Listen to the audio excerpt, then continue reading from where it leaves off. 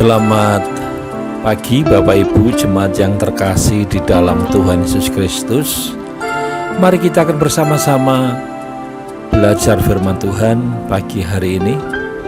Kita akan merenungkan firman Tuhan dengan tema Tuhan memelihara hidup kita. Nats pembacaannya diambil dari Roma pasal 8 ayat 31 sampai 39. Tetapi yang akan menjadi perenungan kita itu ayat yang ke-32 yang demikian firman Tuhan. Ia dalam kurung adalah Allah yang tidak menyayangkan anaknya sendiri, tetapi yang menyerahkannya bagi kita semua. Bagaimanakah mungkin ia tidak mengaruniakan segala sesuatu kepada kita bersama-sama dengan Dia?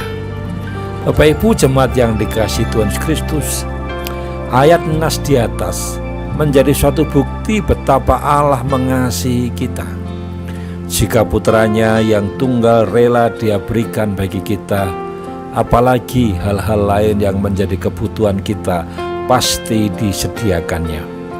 Firman-Nya menasihatkan, serahkanlah segala kekhawatiranmu kepadanya, sebab Ia yang memelihara kamu. 1 Petrus pasal 5 ayat 7. Tuhan mengendaki agar kita tidak khawatir, karena Dia yang akan memelihara hidup kita. Pemeliharaan Tuhan atas bangsa Israel di sepanjang perjalanan keluar dari Mesir, saat di padang gurun hingga mencapai tanah Kanaan, adalah bukti nyata. Daud juga merasakan dan mengalami pemeliharaan Tuhan dalam hidupnya, dan inilah yang ia ungkapkan. Tuhan adalah gembalaku, tak akan kekurangan aku. Ia membaringkan aku di padang yang berumput hijau. Ia membimbing aku ke air yang tenang. Mazmur 23 ayat 1 dan ayat yang kedua. Selama pelayanannya di bumi, Tuhan Yesus senantiasa menyatakan kasih dan kepeduliannya terhadap semua orang. Mujizat demi mujizat Ia nyatakan, yang sakit disembuhkan, buta dijelekkan. Ia juga meyakinkan kita, Salomo dalam segala kemagahannya pun tidak berpakaian seindah salah satu dari bunga itu. Jadi kita demikian Allah mendandani rumput di ladang, yang hari ini ada dan besok dibuang ke dalam api. Tidakkah Ia akan terlebih lagi mendandani kamu, hai orang yang kurang percaya? Sebab itu janganlah kamu khawatir. Matius 6 ayat 29 sampai 31a.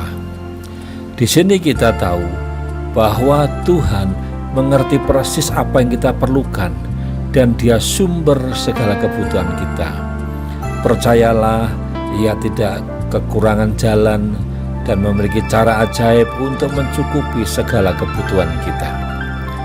Dalam Roma 5 ayat 8 dikatakan, akan tetapi Allah menunjukkan kasih-Nya kepada kita oleh karena Kristus telah mati untuk kita ketika kita masih berdosa.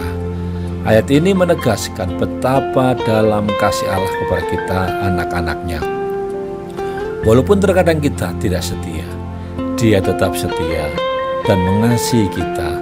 Kasih inilah yang menjadi dasar pemeliharaan Tuhan bagi umat-Nya. Pemeliharaan Tuhan atas hidup kita itu bukan hanya sesaat atau dalam kurun waktu tertentu, tetapi sampai akhir hidup kita. Tidak pernah Ia meninggalkan perbuatan tangannya bagi kita.